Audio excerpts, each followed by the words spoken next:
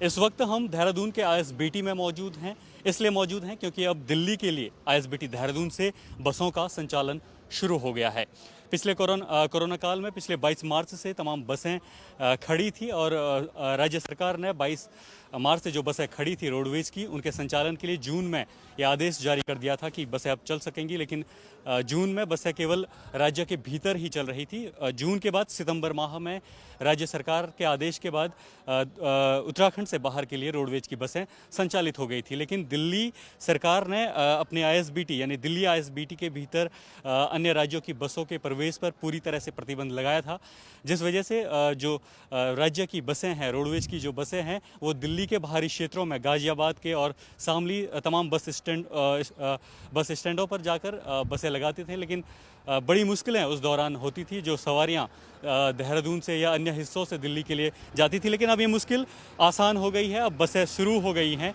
देहरादून से पूरा दिल्ली के आनंद विहार बस अड्डे और कश्मीरी गेट बस अड्डे के लिए बसें जाना शुरू हो गई हैं। लेकिन जो दिल्ली सरकार ने गाइडलाइंस दी है, उसके तहत जो बसें कोरोना काल से पहले चलती थी, उसका केवल 50% बसें ही चलेंगी, जिसके बाद धीरे धीरे बसों की संख्या को बढ़ाया जाएगा।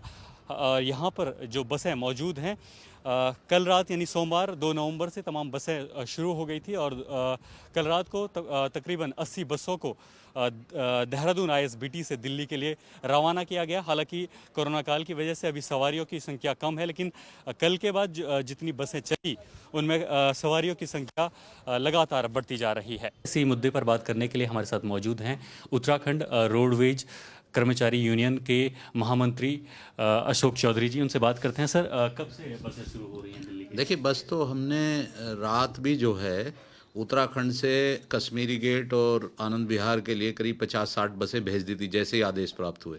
और आज हमारी 200 बसें आनंद विहार और कश्मीरी गेट जाएंगी। और कल से हम अपनी वोल्वो और एसी बसें करेंगे तो करीब करीब 100 बसें और हो जाएंगी। और यूपी रोडवेज की भी आज सुबह रिक्वेस्ट प्राप्त हुई है, तो उनसे भी हमारी बात हो रही है। वो भी करीब अपनी 200-250 बसें बढ़ा देंगे, तो करीब 500 बसें कल से जो है हो जाएंगी उत्तराखंड से दिल्ली के लिए। सर, पहले कोरोना काल से पहले कितनी बसें दिल्ली के लिए चलती थी और अभी कोरोना काल से जब से ये आदेश जारी हुआ है तब से कितनी बसें चल रही? देखिए, 22 मार्च को बंद हुआ था। 22 मार्च से पहले हमारी 500 बसें हमारी उत्तराखंड से दिल्ली और लगभग 500-550 बसें यूपी रोडवेज की चलती थी। तो कुल मिला के 1000 बस से ज़्यादा जो है उत्तराखंड से दिल्ली के लिए कश्मीरी गेट और आनंद विहार दोनों बस स्टेशनों के लिए अलग अलग चलती हैं।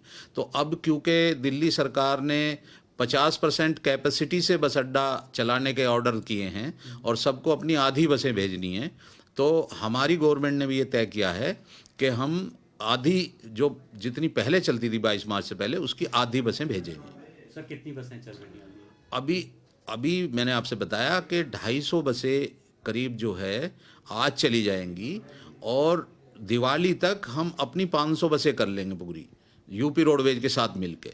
1000 की थी तो 500 हो जाएंगी। सर, सवारियां कितने बसों में पूरी सवारियां जाएंगी या फिर सोशल डिस्टेंसिंग उस चीज़ का ख्याल रखा जाएगा? नहीं, उसमें मास्क लगाना और बसों का और यात्री का सैनिटाइज हाथ वगैरह कराना ज़रूरी है। लेकिन जो 50% कैपेसिटी की पहले आदेश थे, वो सरकारों ने दिल्ली की भी और उत्तराखंड की भी वापस ले लिए हैं।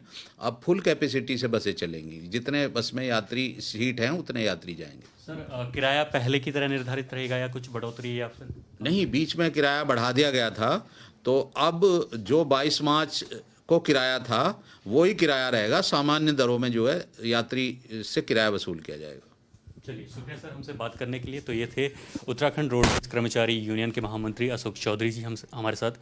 आप देख रहे हैं चैनल 24x7 जुनून सच दिखाने का।